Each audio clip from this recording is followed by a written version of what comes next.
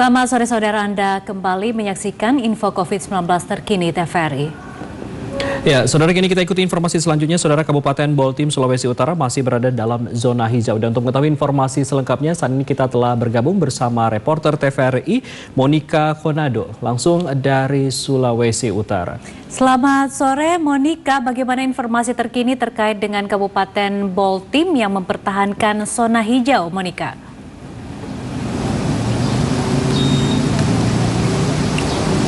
Ya, selamat sore Tasya, Fajri, dan juga pemirsa. Seperti yang Anda sampaikan, memang untuk Kabupaten Bolaang Mongondo Timur di Provinsi Sulawesi Utara saat ini tengah berupaya untuk mempertahankan status zona hijau COVID-19.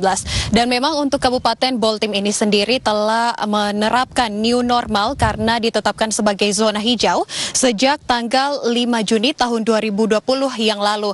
Yang mana untuk sekolah, perkantoran, bahkan juga untuk tempat ibadah telah kembali dibuka beroperasi, namun tetap menerapkan protokol COVID-19 seperti mencuci tangan, memakai masker, juga diukur suhu tubuhnya. Dan pemirsa, 1 bulan telah dilewati sejak awal penerapan new normal di Kabupaten Boltim ini, dan dapat dikatakan hal ini berhasil dipertahankan atau status zona hijau ini berhasil dipertahankan oleh pemerintah Kabupaten Boltim karena hingga saat ini belum ada transmisi lokal di kabupaten ini. Bahkan rencananya dalam waktu dekat ini tempat wisata yang ada di Kabupaten Boltim akan segera dibuka beroperasi untuk melayani wisatawan yang ada di daerah Sulawesi Utara.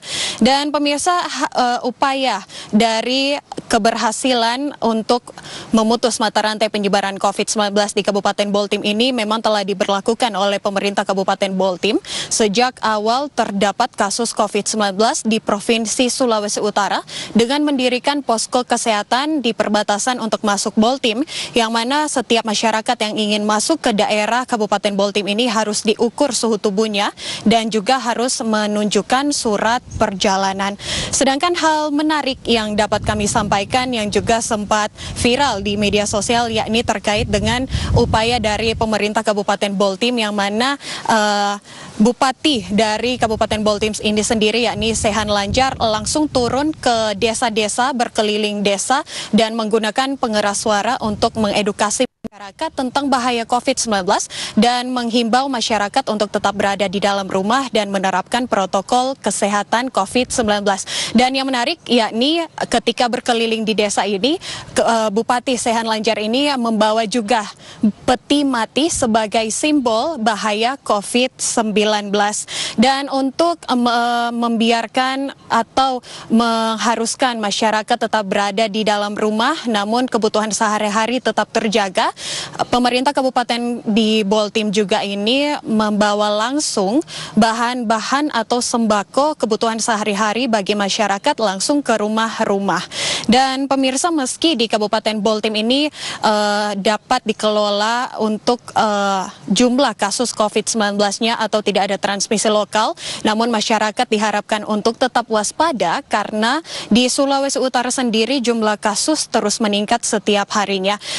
Pada update hingga 5 Juli 2020 kemarin, Sulawesi Utara ketambahan 15 pasien positif menjadi 1.208 pasien positif. Sedangkan yang sembuh bertotal 268 orang dan yang meninggal dunia 87 orang. Demikian dari Sulawesi Utara. Kembali ke Fajri dan Tasya. Konado melaporkan langsung dari Sulawesi Utara. Terima kasih atas informasinya dan selamat bertugas kembali. Saudara, Bolaang Mongodo Timur, satu-satunya daerah di Bolaang Mongodo Raya yang masuk zona hijau atau bebas dari virus COVID-19.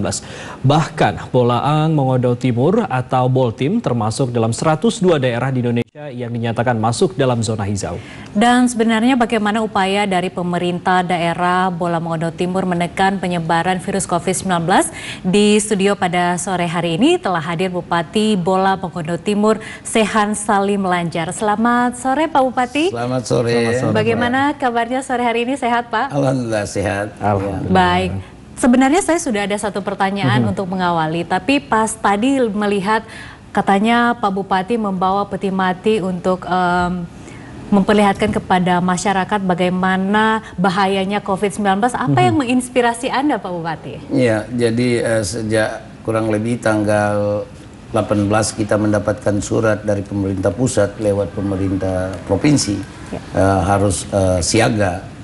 Itu tanggal 20 saya lakukan rapat koordinasi semua komponen termasuk TNI Polri, dan kemudian saya memerintahkan sehari sesudah itu siapkan 8 peti mati, 7 ditaruh di setiap kecamatan dan 1 saya bawa langsung.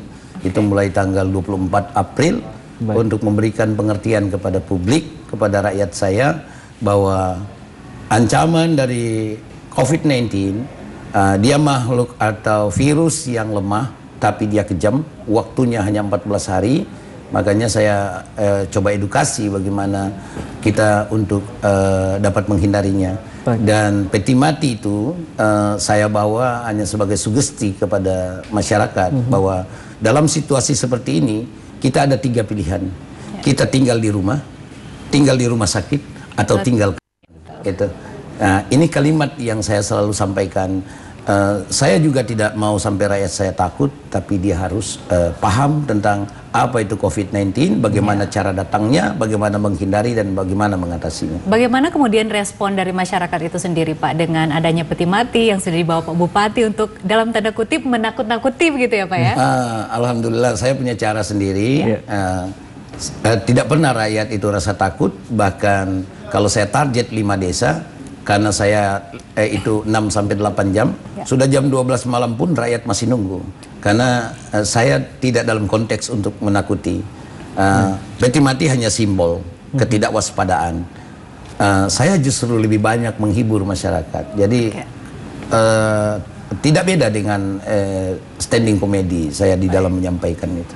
Baik, luar biasa ya. Pak Bupati, memang kita ketahui bahwa Boltim sendiri itu saat ini masih berada dalam zona hijau, Pak Bupati. Itu sebenarnya upaya apa yang Pak Bupati lakukan hingga memang benar-benar bisa mempertahankan zona hijau tersebut? Sedangkan di daerah lain itu walaupun ada zona hijau, mereka tetap ada 1 atau 2 kasus yang positif COVID-19. Luar biasa. Jadi pertama yang saya sadari itu bahwa yang menjadi garda terdepan untuk mengatasi masalah ini bukan dokter, bukan tenaga medik. Makanya saya selalu mendengar bahwa dokter dan tenaga kesehatan itu garda terdepan. Itu bisa saja rakyat akan jadi sengaja diri gitu. Makanya saya katakan bahwa kitalah orang kampung yang menjadi garda terdepan. Karena dokter hanya menyelesaikan ketika kita mendapatkan masalah. Saya menyampaikan ke masyarakat, pertama, dia harus tahu apa itu COVID-19. Kedua, bagaimana dia datang? Dia tidak bersayap, dia tidak berkaki. Dia datang dengan 2 cara. Orang dari tempat yang sudah terpapar datang dan kita tidak waspada, kita kontak sembarangan. Kedua, kita yang orang Manado bilang kaki gatal datang di tempat itu, kemudian akhirnya kita tidak waspada, pulang, tentunya akan bisa menularkan ke orang lain. Alhamdulillah rakyat Bola Mongondo Timur itu mungkin karena 20 hari dan mereka tahu bahwa saya begitu capek untuk memberikan edukasi. Saya coba memberikan hati saya dengan usia jabatan saya yang tinggal 8 bulan. Saya pertaruhkan segala-galanya, bahkan dengan kalimat lebih baik saya yang korban, jangan kalian saya tinggalkan di dalam korban itu. Mohon maaf Pak, berarti memang benar-benar Pak Bupati memang langsung terjun ke jalanan untuk memberitahukan masyarakat bahaya COVID dan juga mensosialisasikan itu. Iya, saya tidak membuat surat kepada kepala desa untuk menyampaikan A dan B dan berjanji akan diberikan sembako, enggak. Saya sendiri yang datang. Sehingga dia percaya. Makanya saya sebelum ada di Indonesia memberikan bantuan makanan, saya tanggal 4 April sudah mulai lepas. Sudah mempersiapkan 600 ton beras premium, gula, minyak, ikan kaleng. Karena ketika dia masuk ke minggu ketiga, saya minta rakyat aktivitasnya hanya di Boltim. Jadi maksudnya lebih banyak di Boltim. Aktivitasnya. Maka dia mulai kepayahan. Sebelum dia kepayahan, saya menyerahkan. Kemudian saya membuat pola yang berbeda mungkin. Saya tidak memberikan paket kalau 10 kilo semua, tidak. Saya kepala keluarga yang hanya 2 jiwa itu diberikan minimal 15 kilo. 34 20 kilo. 56 itu 25 kilo. Sampai dengan 40 kilo pada jumlah jiwa yang kurang lebih 12. Baik. Jadi proporsional gitu, sehingga dia mampu bertahan selama 1 bulan. Karena saya menghitung 0,3 kilo per hari per orang kali 30 hari. Itu artinya Pak Bupati sudah menghitung dari jauh-jauh hari begitu ya Pak Bupati. Iya, gitu. Nah, kita ke Jadi ketika kita mendapatkan instruksi dari pemerintah pusat dan provinsi, saya langsung menghitung. Pertama saya siapkan 30 miliar. Nah, ternyata angka itu terlalu banyak. Ya. Yang kita pakai sampai sekarang dan belum habis itu kurang lebih 14,6 miliar. Gitu. Untuk beli beras saja saya cash 600 ton beras premium lewat Dolok dan minyak kelapa 60 ton, kemudian gula 60 ton. Baik. Dan kurang lebih 150.000 kaleng ikan kaleng. Itu hanya menghabiskan kurang lebih 9 miliar. Baik. Untuk tambahan pendapatan daripada tenaga medik yang harus kerja sip itu kurang lebih 2,6 miliar. Kemudian TNI Polri juga saya harus berikan juga tentunya operasional, karena mereka siang malam itu kurang lebih saya kasih 500 juta. Dan pembelian alat-alat kesehatan, jadi kurang lebih 14,6 miliar yang kita siapkan. Baik, Pak Sean, saya masih penasaran, itu tadi dana 30 miliar rupiah itu apakah menggunakan dana desa? Maksudnya kami dana desa, anggaran dana desa, ataupun juga memang ada dana khusus yang disiapkan oleh Pemda sendiri untuk penanganan COVID-19 di daerah Boltim, Pak? Iya, jadi kalau mengenai anggaran itu total dana DAU. Baik. Kemarin sempat ribut itu saya, karena memang saya sudah mengambil dari dana desa kurang lebih 8,1 miliar dari 81 desa, tapi kemudian ada surat teguran atau surat instruksi dari menteri untuk tidak boleh menggunakan dana desa gitu untuk bahan makanan, sehingga saya harus bagaimana memeras DAU kita, walaupun kita sudah terpotong DAU dan DAK serta DBH itu 50% kebijakan pemerintah pusat. Alhamdulillah sampai sekarang kita masih boleh bertahan dengan anggaran yang ada, karena lebih baik saya menghentikan beberapa program seperti jalan dan hal-hal yang masih boleh kita hentikan, tapi jangan rakyat sampai kelaparan. Itu aja sekali ya. Jadi memang hingga saat ini memang sejumlah daerah juga menghentikan proyek-proyek tersebut untuk agar masyarakatnya tetap bisa bertahan selama pandemi COVID-19 saat ini. Benar sekali. Baik, Pak Bupati, kalau tadi Bapak mengatakan bahwa dana berlebihan walaupun harus ditekan dari ada beberapa anggaran, tapi saya melihat ada video Bapak marah-marah ini. Sebenarnya apa yang ingin Bapak sampaikan kepada masyarakat gitu atau pemerintah pusat? Jadi kejadiannya pertama 1 hari sebelum bulan Ramadan. Saya tidak menyangka. Sudah cukup lama begitu ya Pak? Iya, saya tidak sangka ada rakyat saya datang minta beras 1 liter hanya untuk dia mau berpuasa. Setelah saya tanya ke petugas desa dan kepala dinas, mereka itu tidak boleh mendapatkan bantuan pemerintah karena tercatat untuk mendapatkan BLT. Di dalam ketentuan BLT, yang mendapatkan bantuan pemerintah daerah itu tidak boleh. Yang bikin saya marah, lo BLT-nya kapan? Rakyat saya mau makan sekarang. Saya siap untuk berikan makan rakyat saya. Kalau harus terhambat kebutuhan rakyat saya hari ini, saya bilang, cuman karena aturan itu. 3 ibu-ibu yang datang dan itu membuat saya hampir pingsan karena saya tidak boleh mendengar rakyat saya itu tidak makan.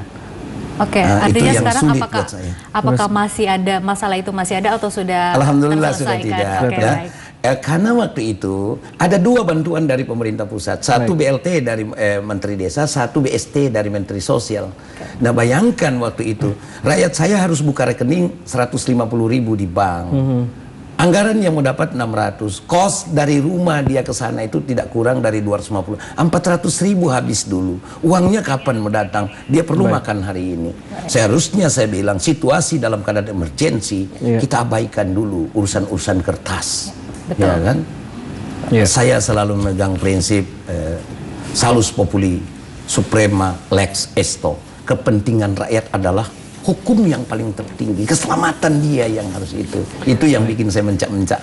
Baik, Pak Bupati terakhir, Pak Bupati, kita ketahui bahwa COVID-19 hingga saat ini masih belum terakhir dan memang hari ini ada terjadi jumlah penurunan pasien positif di Indonesia sendiri, Pak. Sosialisasi apa yang gencar Bapak lakukan untuk tetap menekan angka positif? Sedangkan di Boltim sendiri zona hijau, apakah mungkin daerah lain bisa menerapkan seperti yang dilakukan di Kabupaten Boltim ini, Pak? Ya, jadi rakyat Boltim, alhamdulillah saya bersyukur kepada rakyat saya, gitu. Tingkat kesadarannya yang begitu tinggi. Ya, itu yang diperlukan ya, Pak ya? Mau keluarganya, anaknya, atau suaminya, dari mana dia datang, dari tempat yang dikhawatirkan, mereka sendiri yang hantarkan di kebun, di isolasi mandiri. Baik. Tanpa kami pemerintah, tanpa orang kesehatan, baru mereka laporkan, anak kami datang dari Bandung, kami isolasi. Sehingga pemerintah harus memeriksa dia, makanan diberikan gitu. Tingkat kesadaran itu yang saya berterima kasih kepada seluruh keluarga saya di Boltim. Saya tidak mampu berbuat apa-apa kalau bukan karena tingkat kesadaran masyarakat yang begitu tinggi. Jadi saya hanya menyampaikan bahwa kita harus peduli, kita harus waspada, jangan kita menganggap remeh. Walaupun itu anak kita, begitu dia datang langsung kita diisolasi minimal dia 16 hari. Dan itu yang dilakukan sehingga memang di Boltim tidak ada penyebaran gitu. Zero COVID-19 begitu, orang Pak, Boltim itu orang kampung yang jujur gitu. Baik. Gitu. Terima kasih banyak Pak Bupati Bola Mongondo Timur, Bapak Sehan Lanjar. Terima kasih sudah bersedia hadir di studio TVRI di tengah pandemi COVID-19 ini. Terima kasih Pak Sehan. Semoga kami harapkan Bapak sehat-sehat selalu. Dan tentunya ada banyak hal-hal yang mungkin bisa dilihat oleh Bupati lain begitu ya. Agar supaya sama-sama menekan angka penyebaran COVID-19. Terima kasih banyak. Terima kasih banyak ya, Pak Bupati. Ya, terima kasih.